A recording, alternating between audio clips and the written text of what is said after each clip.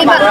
Rapat macam-macam tadi ada mulai kondisi ekonomis seperti sekarang dan saat ini dan gimana langkah-langkah untuk mempercepat ekonomi supaya recover lagi, tumbuh lebih cepat gitu kira-kira. Tadi ada paparan Bapak sampaikan ke Presiden nggak? Saya nggak ada, saya Belum ada dengar aja. paparan ya, Pak? Saya dengar. Pak, bicara soal Pak, ada komitmen dari pemerintah nggak sih Pak untuk menjaga defisit tetap di 3% sesuai APBN gitu Pak? 3% ada. Gimana Pak? Apakah nanti ada arahan lain untuk mungkin dinaikkan lagi? Nanti kita lihat perkembangan. Tapi sementara kan terikat undang-undang kan, kita ikut undang-undangnya. Batasnya kan 3% kan. Pak, untuk percepatan pertumbuhan ekonomi itu seperti apa Pak strategi? Kalau di LP saya bisa ngomong sembarangan, saya nggak bisa. Sedikit aja Pak, mungkin gambaran besarnya Pak, gambaran besarnya Pak mungkin.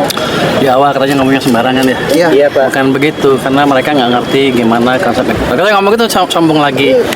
Saya ekonom udah lama, jadi kira-kira ngerti lah gimana saya memperbaikinya dan kira-kira kelemahan yang terjadi sekarang apa.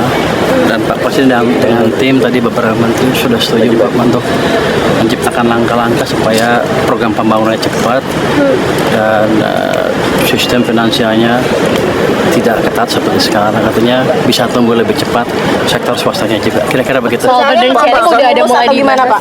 Saya belum bicara burden sharing. Tapi ada kekhawatiran menambah risiko inflasi gimana Pak? Kalau saya nanya dia ntar dimarahin so tau nanya. Jadi gini, inflasi itu boleh kan, saya dosen juga. Iya Pak. Tumbuhnya cepat, kalau ekonomi tumbuh cepat baru inflasi bisa inflasi kalau pertumbuhannya di atas laju pertumbuhan ekonomi potensial.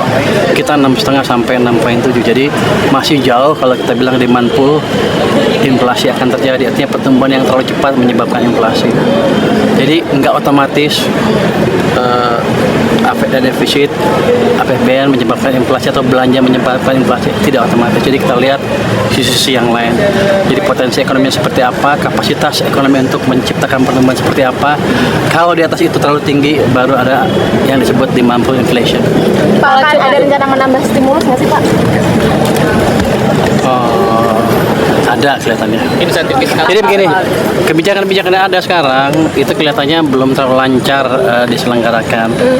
Dan tadi rapat menentukan atau memutuskan untuk mempercepat semuanya. Itu dulu yang pertama. Jadi harusnya ekonomi akan tumbuh lebih cepat. Jadi ini bukan saya ngarang ya.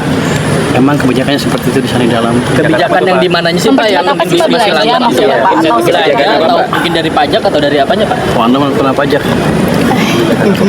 Belanja, utamanya belanja. Program bukan belanja. Program yang ada akan dibuat berjalan cepat sesuai dengan waktu yang ditetapkan. Semua program pembangunan yang ada. Pak, ini nanti ke DPR mau pemaparan apa? Saya mau pemaparan kelihatannya. Saya nggak tahu.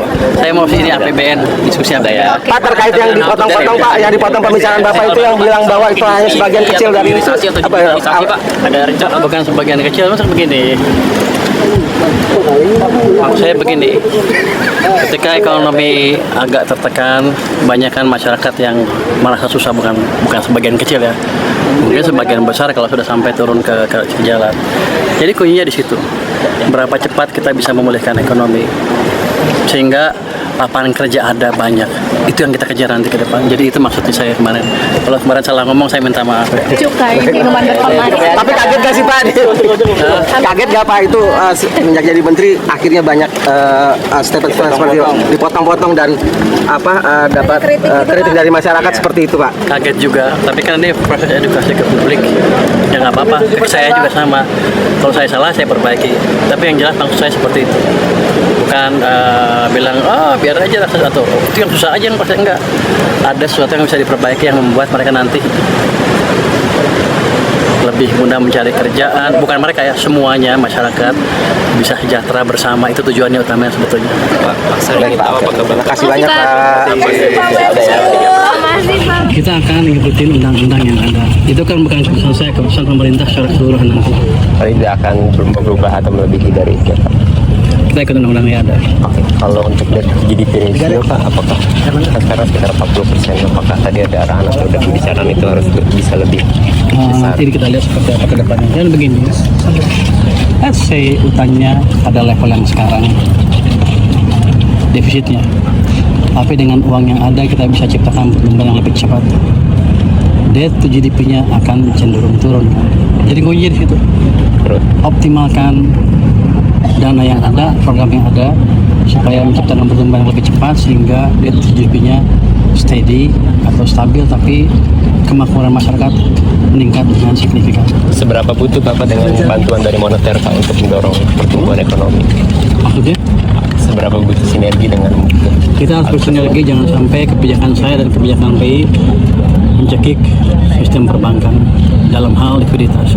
Dan saya sudah bicarakan tadi dengan Deputi Senior Bank Indonesia, dengan izin Presiden juga, ke depan kita akan mengambil langkah-langkah yang perlu supaya tadi yang dibilang masyarakat sering bilang kan likuiditas ketat akan berkurang dengan signifikan dalam waktu dekat.